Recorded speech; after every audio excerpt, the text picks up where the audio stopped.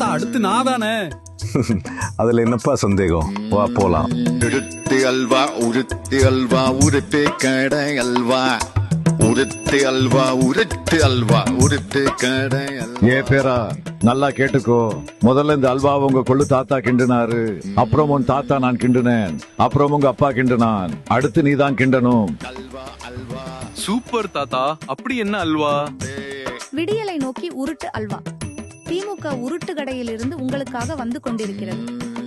சுத்தமான அக்மார் குருட்டுகளால் செய்யப்பட்டது.